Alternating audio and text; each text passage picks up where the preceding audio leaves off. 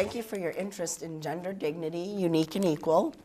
I'm your host, Matthew Francis, and tonight we have a very special guest, Gia Drew. She is the Program Director for Equality Maine and the Board President of Maine Transnet. And I have a unique story about Gia myself. As some of you know, when I came out, I was a very scared person. And the first trans person that I ever met, to the best of my knowledge, was actually Gia Drew. I was very scared, and I was going to a Maine Transnet meeting. And I just remember the compassion and the warmth in the greeting. I remember her just tremendous facilitation skills. And I remember having the courage to actually want to address the group. And in the middle of it, I had a panic attack. And Gia just piped right up and said, "Is there anyone else in this room who feels unsure of themselves?" So Gia has always been special to me because she made me feel tremendously welcomed. And I remember having a lot of transphobia and thinking, she looks so normal.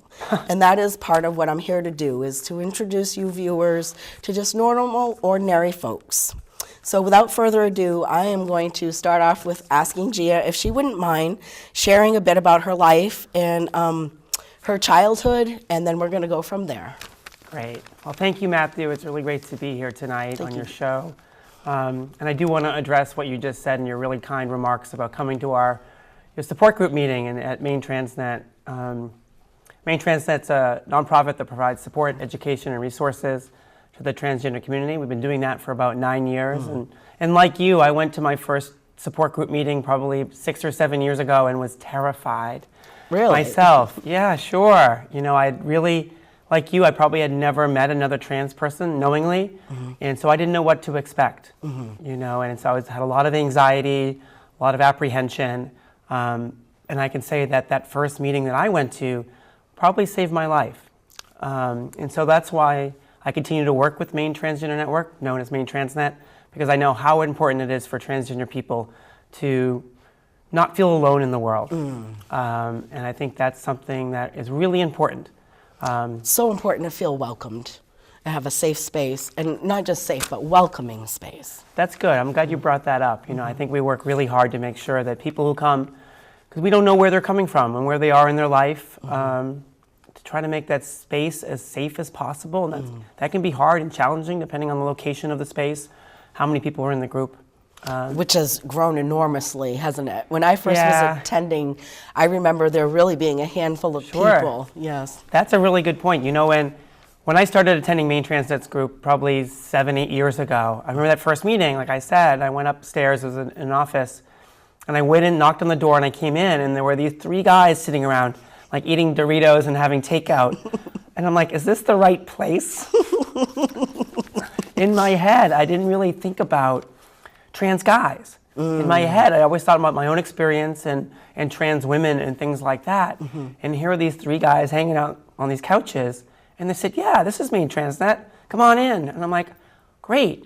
You know, and these 3 people have really been really instrumental in my own journey. They made me feel so welcome and so sort of normal.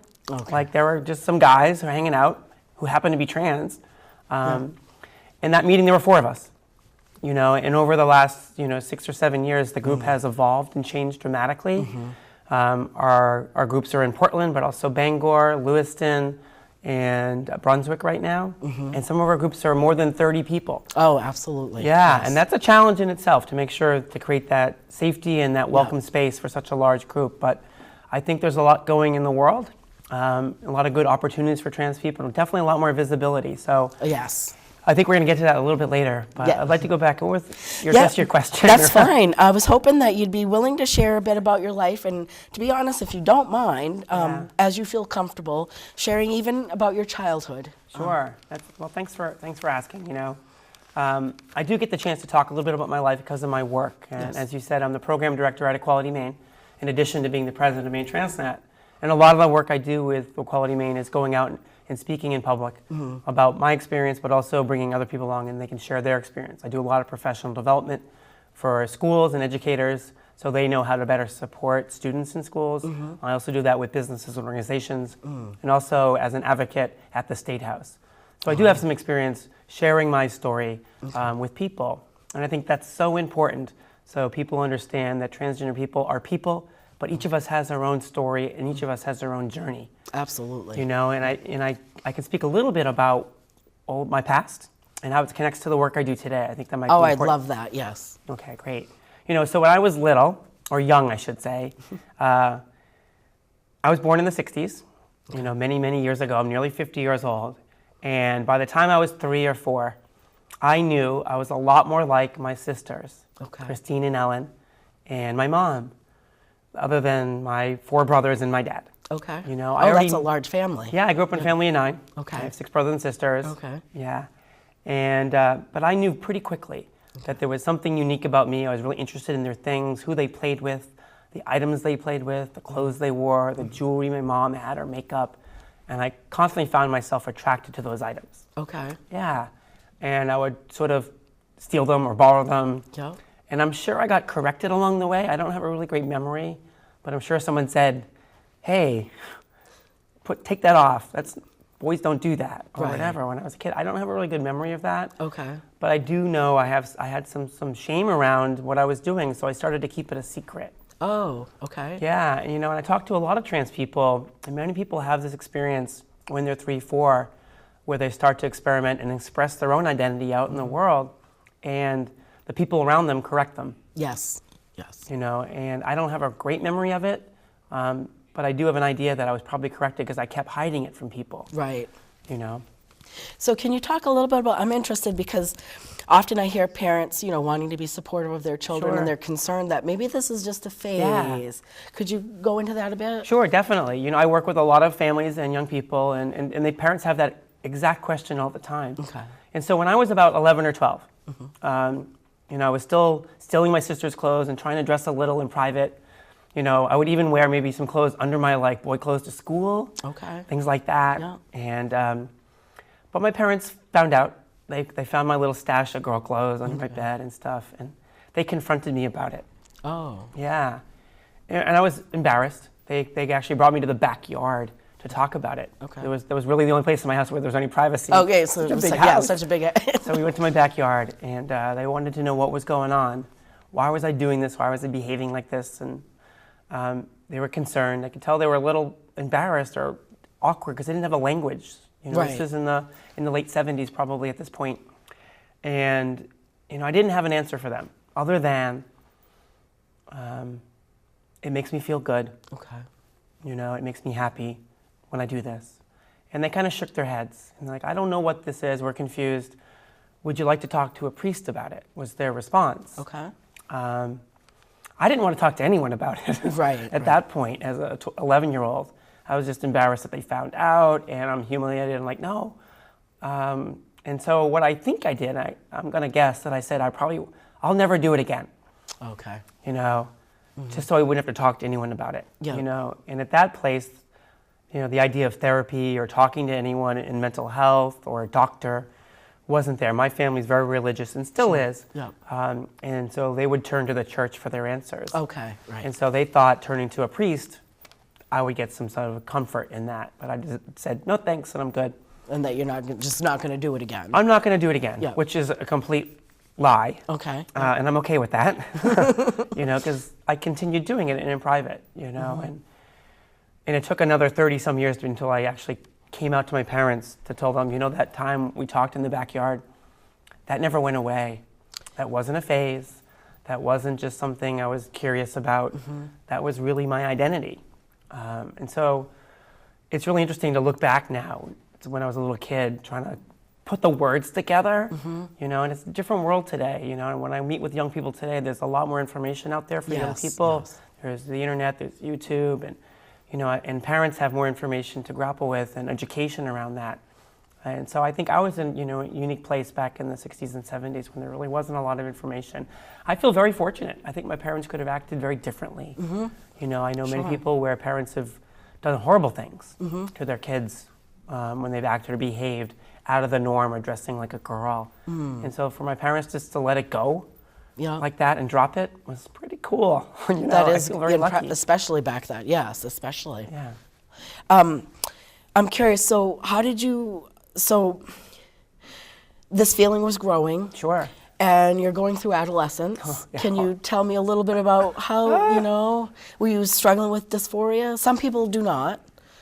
Sure. And so for those who don't know, dysphoria is a term we use to talk about sort of the incongruence or discomfort between someone's body and their physical sense of self. And I didn't know that word at age 11 or 12. I didn't know until I was in my 40s. Right.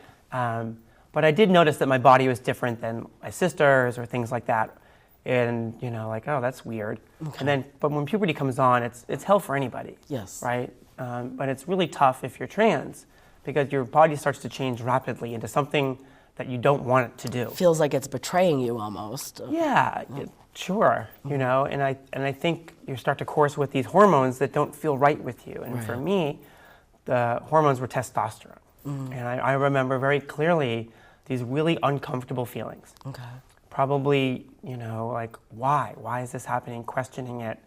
Trying to find some solace around that. Yep. And it was troubling. It became very troubling for me. Dating was never very successful. I dated some girls, not with much success for any longevity, because I was still very uncomfortable with my own body. Sure. And I kind of made it through high school, but it was rough. Okay. It was rough because that person inside of me, that whatever it was, that girl at the time, there wasn't space for me to be out.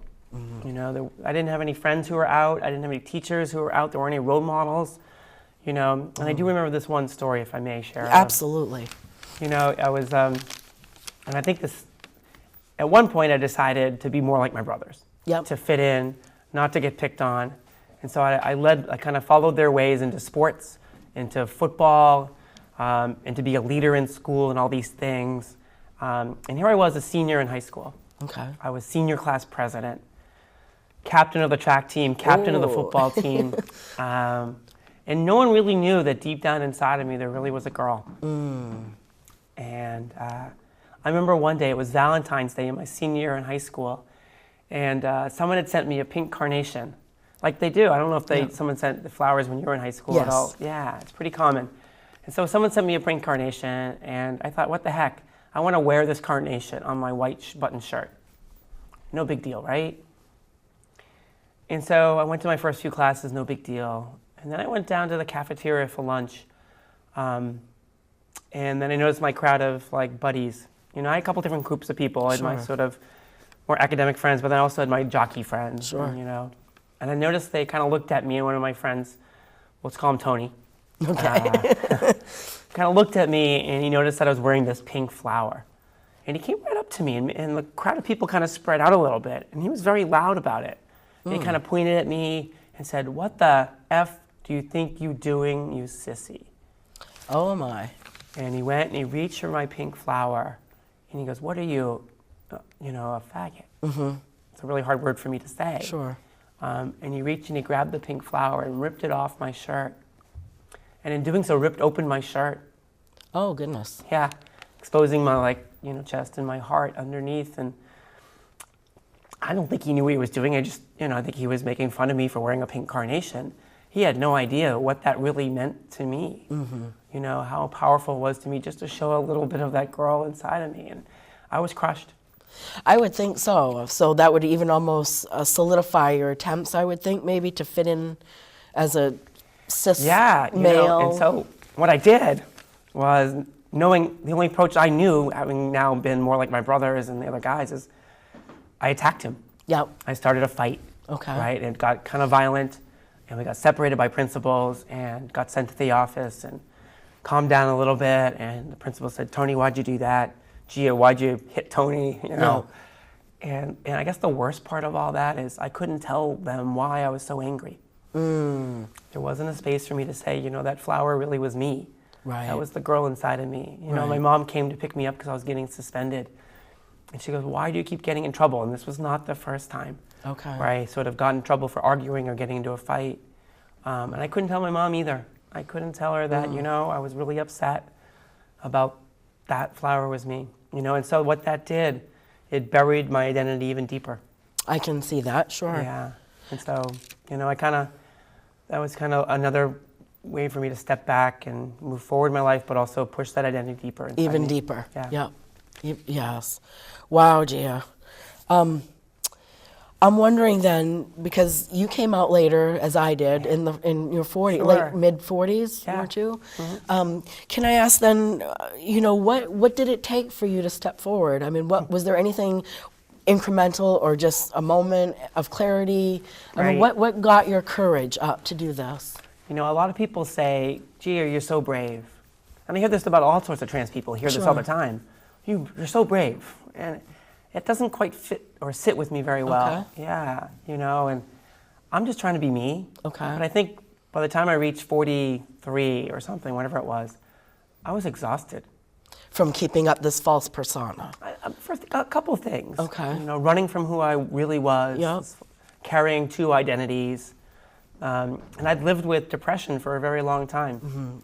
Not uncommon for us trans folks. Yeah, it's true, and it's unfortunate, and I've had bouts of depression and sadness, and I've had a couple different suicide attempts along the way, unfortunately, or fortunately that I'm still here.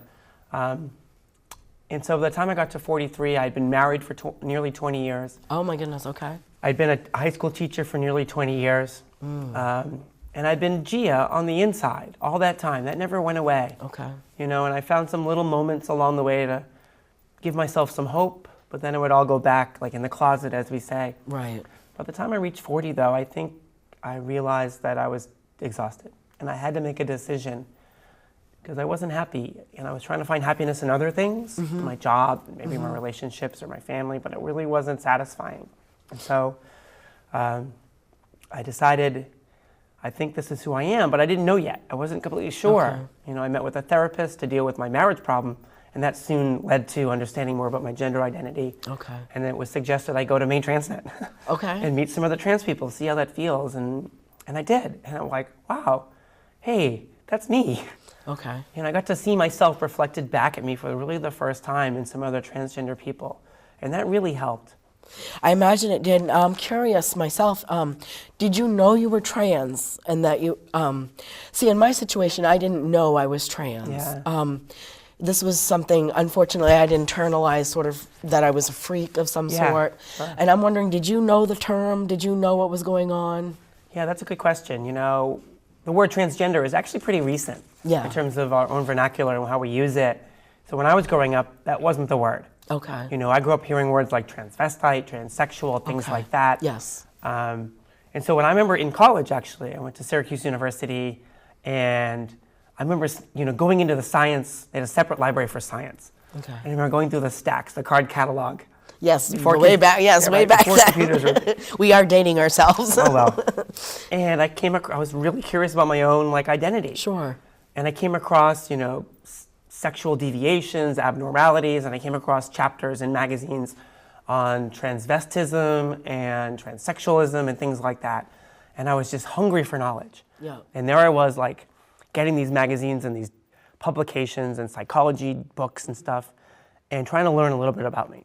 And it really did help because it gave me some sort of, at least some foundation. Yeah, a framework. A framework that there was other people like me, that this word exists, and back then it was transsexual, transvestite, but it wasn't all positive. I was going to say, as you were talking, what struck me is that it was deviant, that it was, Yeah. right, that it, even diagnosing it on some level to me indicates, there's something wrong with you. Oh, sure. Back in the 80s, it was still a sort of diagnosis of deviancy or sexual abnormality. And it was something to be overcome. Yeah. Was it? Exactly. Yeah. The idea that this can be fixed or something. Yeah, Right. that you're damaged, you need to be fixed. And so, I did learn about the word, but, and so during college, I did sort of play around with what does that mean, but I also started maybe I'm gay. Right. And so in college, I actually started dating guys. Yeah. And I was presenting as a guy, I started dating guys. And that was pretty satisfying to some level. But once Sure. again, with my whole body and not feeling, comfortable with that, nothing really progressed that deeply or long. And so it wasn't until, later in the late 90s that I started hearing the word transgender. Okay. And sort of reading more about it on my own. Internet started growing, and I started to you could start to listen to transgender people talking on YouTube. Yep. And it was really inspiring to see people around the world, different ages, young people, old people, talking about their experiences, and that really did help me just understand what transgender meant. Now I'm going to ask you, because this comes up in my own personal life and it's come up in some of my interviews.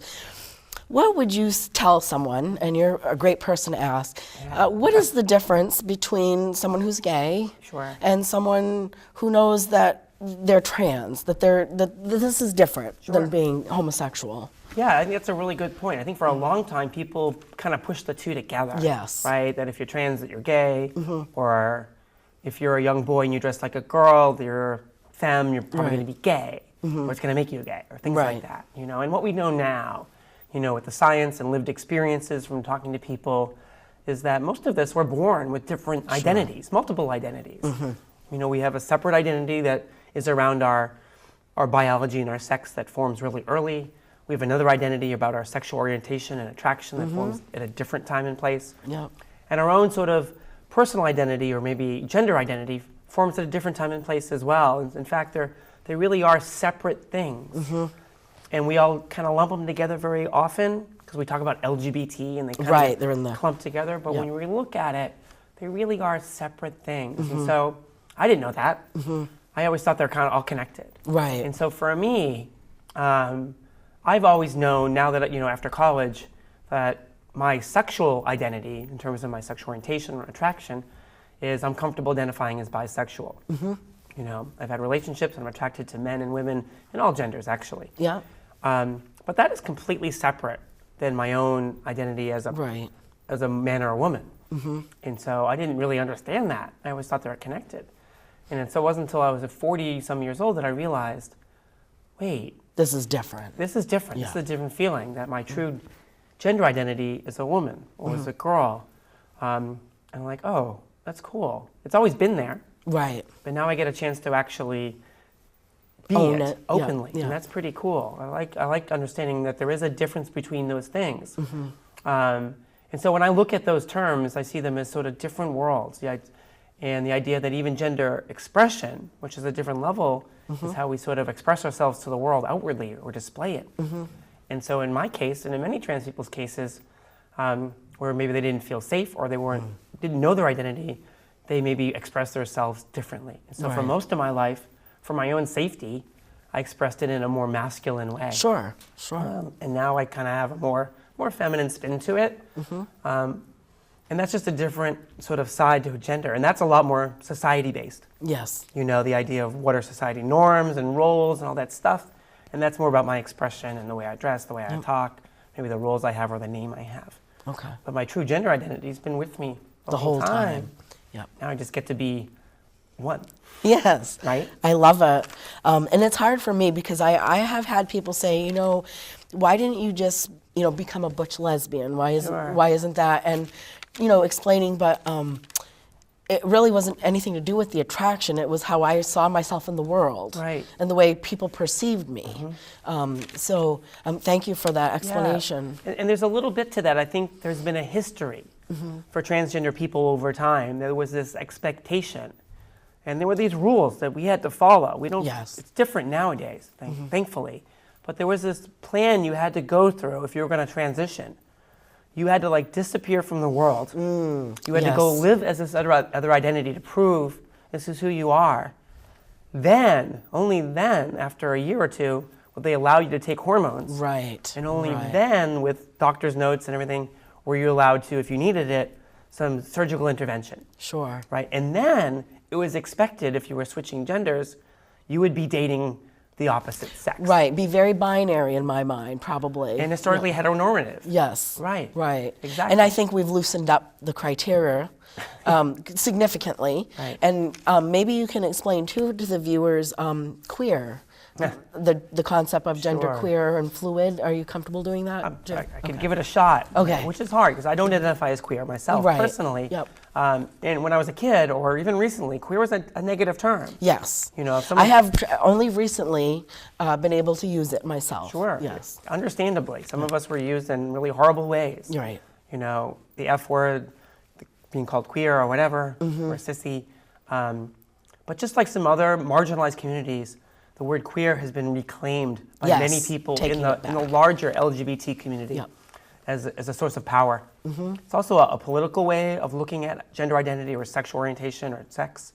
And And so you'll hear the word queer in a more positive way. Yes. And yes. so the idea of a queer community is being positive, or my queer identity being that maybe I don't really relate to the binary system of male or female, or sexual orientation being straight or gay or bi. Yep. Some people identify as queer, and it could be queer in terms of their sexuality, or it could be queer in terms of their gender identity. So it's an umbrella term? It can be. It doesn't Okay. always that way. Okay. You know, I know some people who say, I'm a transgender woman and I'm queer. Okay. And queer. Maybe saying to refer to their sexual orientation. I gotcha. But there are some people who say that I'm a lesbian and I'm genderqueer. Okay. Maybe. And they mean their identity. Yeah. Yeah. Exactly. So it's a pretty fluid term. But it's, once again, it's an identity, so it's not a label we want to put on somebody. Right. Without knowing who they are. Right. And so that I think that is important to recognize, that we don't use these terms for other people. Right. Use them to identify ourselves. Because what transgender means to me is my own idea and understanding. What Yep. it may mean to you may mean something different. I agree. And when I get asked questions like that, I just say, ask the person what it means to them. Sure. Clarify it with them. Because for me, I don't use the term queer. And and so if someone's using it, it can mean different things to different people. So great. I know that you are working on a book. Wow. I also know a lot of people talk about wanting to write books, Sure. and it takes, in my opinion, a tremendous amount of discipline and intellectual stamina. And I'm curious about your book, if it's a memoir, and where you're at on the process, and what you'd like to share with us. Sure. Thanks, Matthew, for bringing that up. I've been writing for most of my life. Okay. And I've looked back, and my mom has been wonderful. She saved some of my early writings. I remember writing in second grade in Mrs. Dukakis's class at Cabot Elementary School. Oh, I love outside it. of Boston, right? And she broke all the rules in the book, But the one thing I do remember is she really encouraged us to write. And I think some of my fondest memories are in her class, because she didn't say no to me as a young boy back then, presenting boy. But I was writing some of the most sort of flowery, girly things in the world as this little 7-year-old. And I was writing the most sort of flowery poetry about earth and nature and all these pretty things, without saying I'm a girl, but it was really there in the words. Yeah. And I moved on and became an artist. I studied art in high school and college and became an art teacher. But words and writing are always part of it. A really important part of my life. And so when I began transitioning 6 years ago or so, my therapist encouraged me to say, hey, why don't you keep drawing, but also maybe doing some journaling about the process. That might help sort of get out some of your frustrations or just get some words on the page. And so it became a habit for me. Every morning before going to school, I get up, write from between 5 and 6 a.m. Oh, what discipline. It does. I think writing or any art form Yes. is a discipline. It's getting to it every day and working on it. It's work. And so Yes, it it became is. very practiced at it and filled up books and books and books and books of stuff I haven't gone back to. Okay. And after a few years, after I decided to come out and start being public about it, someone said, I shared a couple stories to audiences and said, that's a pretty cool story. You might want to share that with the world in a blog. Oh, okay. And so I started this blog called Girl Afraid, Okay. probably a year into my transition. And at first I was writing probably 3 or 4 blogs a month. Okay. Now I hope to get 1 a month. Yeah. But over the time I've written probably, 500 pages Wow. of stories and articles reflecting back on my growing up, what it's like today as a middle-aged trans woman in society, some of my travels around the United States as a trans person. And it's been really great. I get great feedback when I share stories. I have an audience now that's reached about 30,000 people. Wow. Which is really encouraging. Yes. And all parts of the world. The internet's incredible. You look at your map on where people have been connecting to your blog, and there are people all over the world, Oh, okay. So in Russia and Latvia and Oh, I Germany. love and it. It's that's really, heartwarming to know that there are people out there Yep. reading your story. Yeah. That you really didn't think was worthy. Yeah. And so I sort of cultivated that, and I've spent some more time on the craft of writing, and I think that's important too for me. Someone who went to art school and got an MFA in art, I really understand sort of the craft behind the process. Sure. And I respect that very much. And I feel very intimidated, or I did feel very intimidated around other writers. Okay. I didn't really see myself as a writer. Okay. I saw myself as a photographer and a painter. So I started going away to these writers' retreats every summer when I had a chance. Okay. And I've gone away each summer for the last 4 years. And I go away for about a week, and I work with some pretty incredible writers from around the country. People who've been published, have books and articles in New Yorker and Yankee Magazine and stuff. And I've realized, with some great feedback, that I belong there as a writer. Yes. And that's been really satisfying and empowering. And so I'm planning on going back again this year in May.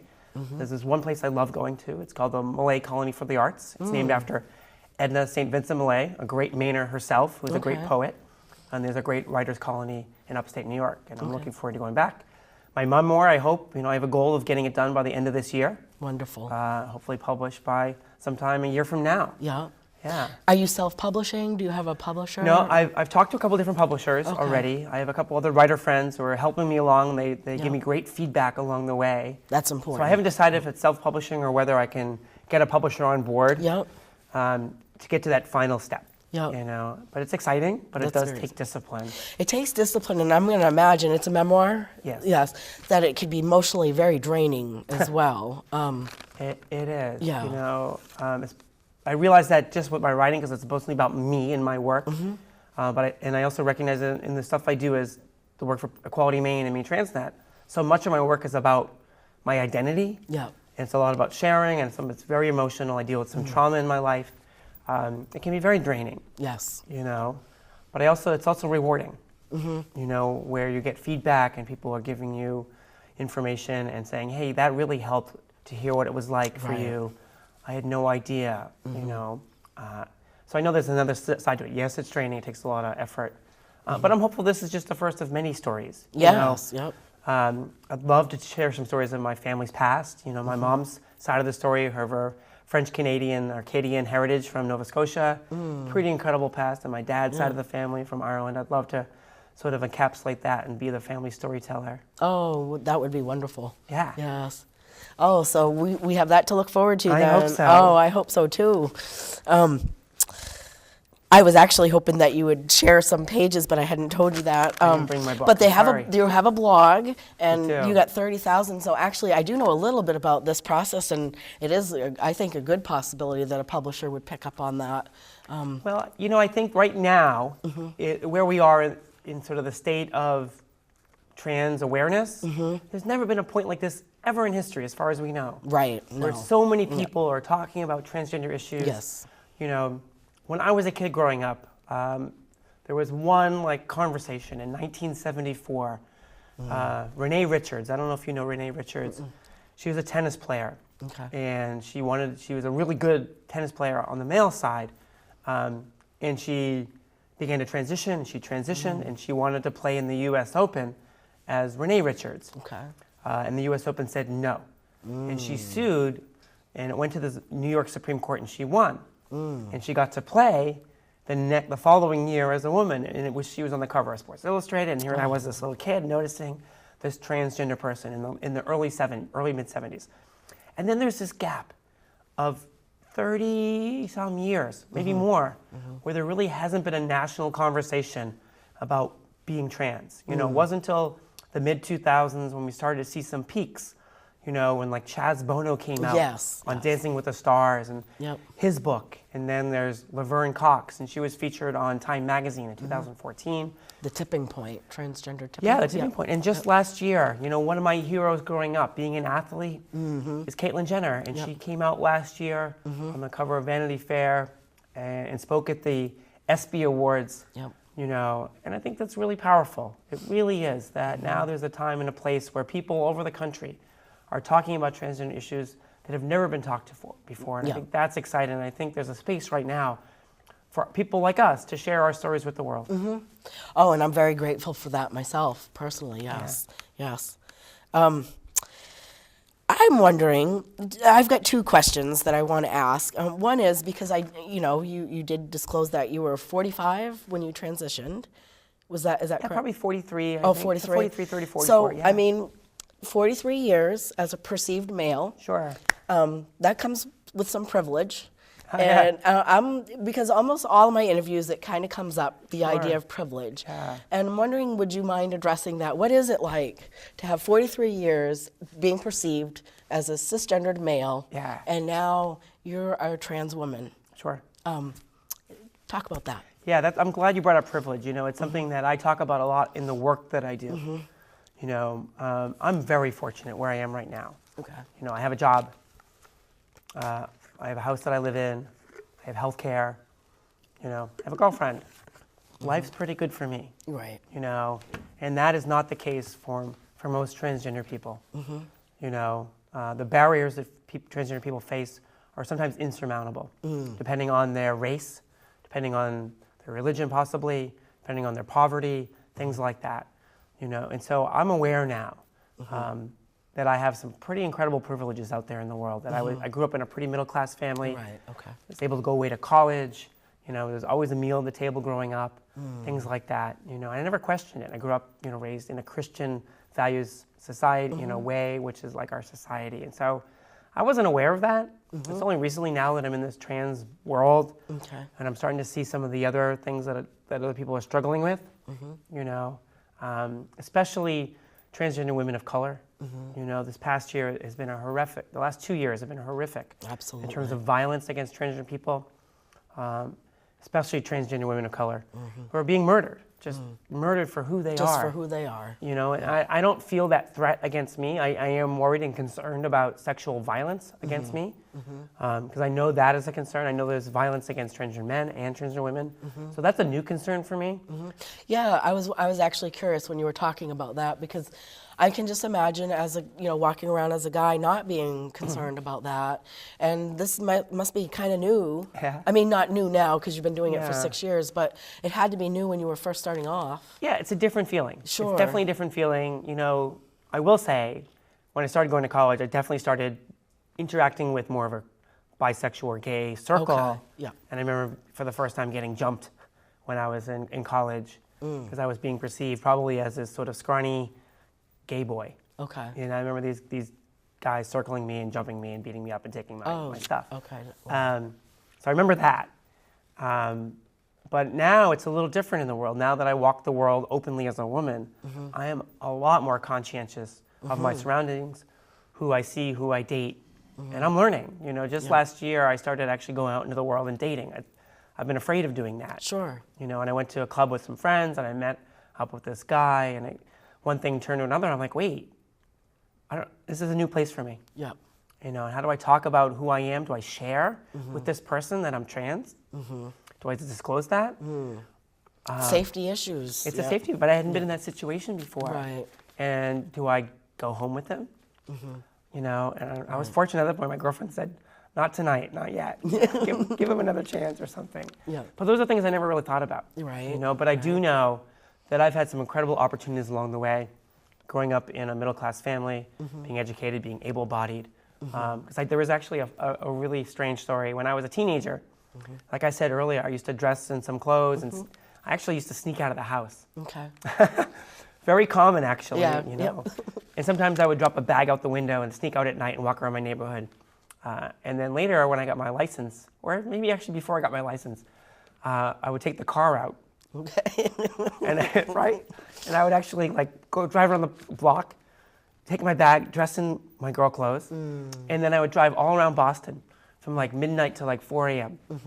And playing the music and playing Madonna and whatever, having a great time. But I remember one night, it was Boston, and I was somewhere on Mass Ave at 3 a.m. Took a right turn, and there was a cop behind me, and the lights start flashing, and I'm like, go by me, go by me. Oh. And no, he stops, pulls me over. Okay. Here I am. I'm 18 years old. Then I was pretty muscular. I'm dressed in this skinny, tight dress with this really cheap wig, horrible makeup. And he comes up to the door and he kind of looks at me, and I'm nervous and I'm sweating, and I'm like, oh no. He's like, what are you doing? I'm like, what's wrong, officer? He goes, did you know you ran that light or whatever? And I'm like, no, I'm sorry. He goes, what are you doing out here? It's 3 in the morning. I'm like, oh, I just borrowed my parents' car. I'm out for a ride. And he kind of looked at me and said, where do you live? I said, this suburb. And he goes, well, you better get home before your parents miss you. Okay. I said, okay. You know, it wasn't until recently that I realized how friggin' lucky I was. You know, imagine if I had been a young trans woman of color, driving around in this fancy car Oh in my Boston goodness, at yeah. 3 a.m., dressed like I was. I would have been called in, or like stolen car, Yep. sex worker, or whatever. But I got a whole free host of assumptions. I got a free pass. Yeah. I got a free pass because I was from the suburb, Yeah. because I was white, I was educated, I could talk and things like that, and communicate with the police officer. And so I was let off. And so I didn't understand that until just about 3 or 4 years ago, and I realized, wow, I've had a lot of sort of lucky breaks and privileges just because of things that were given to me Sure. that I was born into, definitely. Now, I'm curious, another question I hear sometimes, people will ask me, Matthew, do you consider yourself a trans guy or just a guy? And I'm curious, Gia, do you consider yourself a trans woman, just a woman? Do you see any differences? That's a really interesting question. A little loaded, I suppose. A lot there, Yeah, you know, and yeah. I think many women would say just a woman would be a, you know, downgrade. I think, you know, being a woman is a pretty incredible thing. And I think I have the added element of being a transgender woman.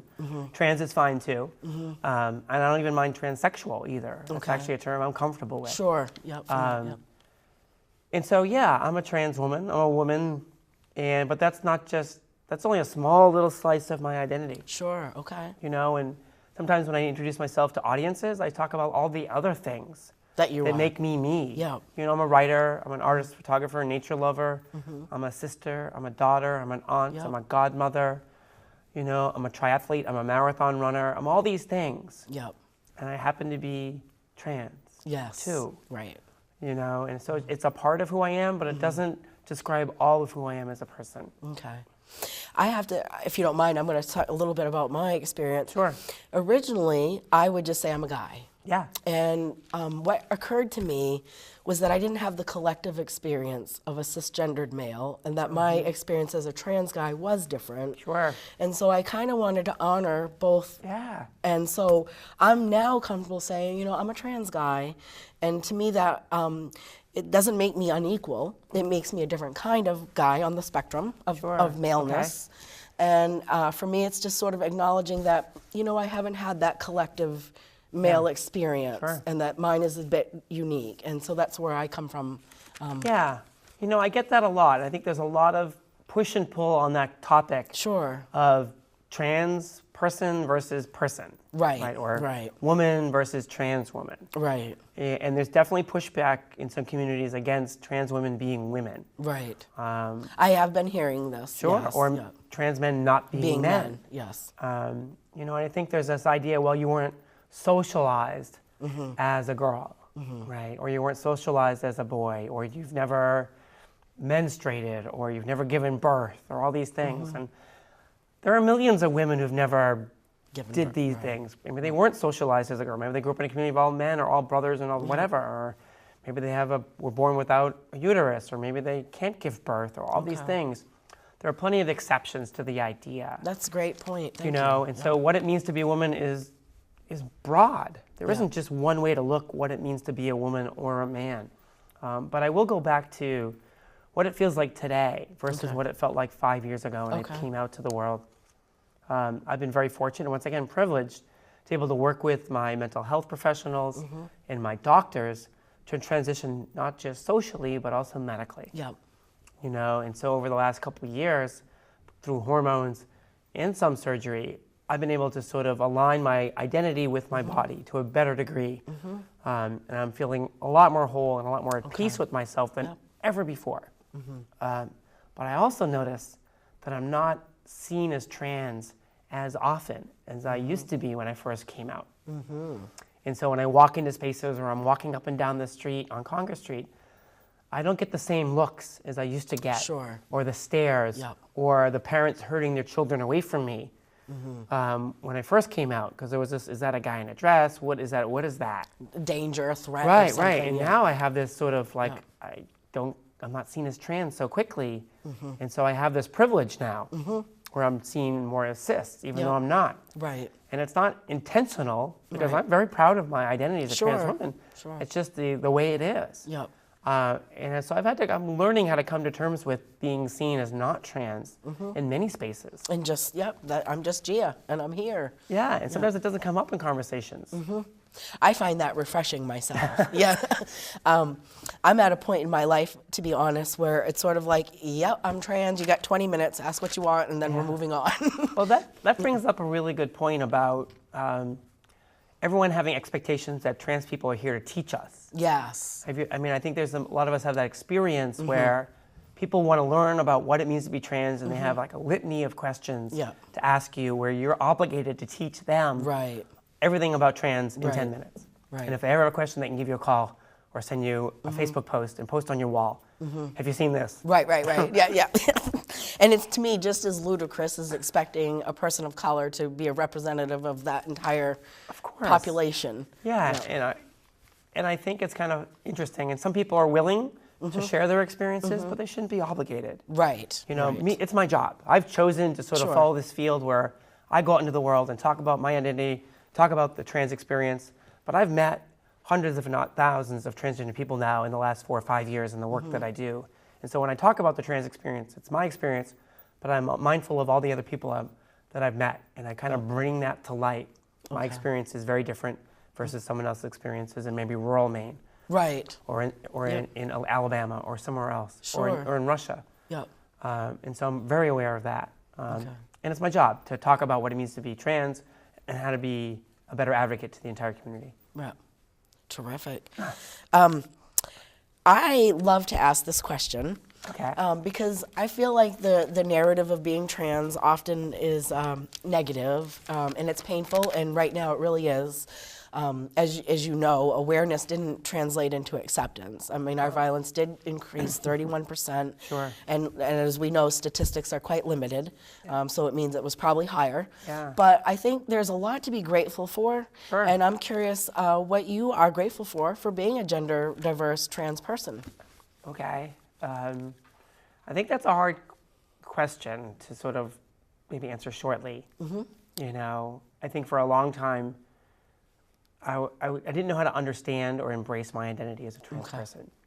And so I felt a lot of shame and embarrassment about it, and a lot of internalized transphobia, which is sort of hate of being trans. And I've internalized that and in turn hated myself for being trans. In the process of coming out and embracing my identity as a trans person, I've had to come to terms with my own self-hate, my own transphobia. And I know people who've had a horrible experience. They've lost everything. They've lost their family, they've lost their kids, they've lost their jobs, and they curse being trans. They think it's the worst thing that's ever happened to them. And I can't blame them. And bad things have happened to me. I lost my partner of 20 years. I lost my job. At first, I lost my family. They're now back. I lost some friends. But I think I am much happier now than I've ever been before. And so I see being trans as kind of, I don't like the word gift because that implies something that I don't agree with, but it's something that's really special. And I know in many indigenous communities, people who are trans or maybe two-spirit in some native communities, we're seen as sort of like really unique and special and revered. And I think trans people can offer something to the world that other people can't. Where I've lived a life now, I don't know, 50 years, where I've seen both sides of the story and a little of the in between. And so, I think being trans is pretty special. I do too. I think it offers a very unique lens on how to, how to look at the world. I personally, at least, I'm limited to sort of the Portland area, but thinking, it just seems trans folks are really resilient and really empathetic, in my opinion. And I found a tremendous amount of community. I think we're really developing our community, in part because we're growing. But that for me is something I'm grateful for. I'm actually grateful that I didn't feel grateful initially when I transitioned because it was sort of like, why did I take so long? Why did it, But now I'm really grateful because it's sort of like, wow, I lived, 42 years as a perceived woman, and I know very well what women go through. Sure. And now I have a unique position of how people perceive me, rightly so, as a male, and what goes along with that. Right. So I feel that was such a gift. Oh, good. Yeah. Good. I think you brought up a couple of things about that I think we should probably talk about is, the sense of community. And we're very fortunate here in definitely in the Portland area and some other areas around Maine to have some community and strength in community. I think that really is important because so many trans people don't have strong support from their families. No. Unfortunately. And I think that's unfortunate, but it's changing. It is. And some of the work I do is with young people and with families, and we talk a little bit about some of the horrible statistics, and suicide is being one of them, and depression and things like that. Knowing that the suicide rate is astronomical, 9 to 10 times higher than people who aren't trans, let's say, right? Yep. But there are ways to combat that and change that. And probably the number one thing you could do is, having a supportive family. It really is. Thank you for and in light of a supportive family, having a supportive community. Yes. And so in lieu of a supportive family, having a community. And so that's some of the work that I'm doing is to make sure families are on board, educated, and understand that trans is real. It's not a curse, and your child can have a wonderful life. Yes. And if your family's not with you right now, we have this great community here in Maine. Yes. Gia, this has been a fantastic interview. I thank you so much. You're just so warm and engaging. So I want to thank my viewers for watching and tuning in to Gender Dignity, Unique and Equal. And once again, introducing you to just an ordinary person who has really overcome some insurmountable odds. She's your neighbor, she's your friend, she's your coworker. She is, I believe, probably one of the most visible trans people in Maine. I have profited immensely from her advocacy. And thank you so much, and we'll do this again next month.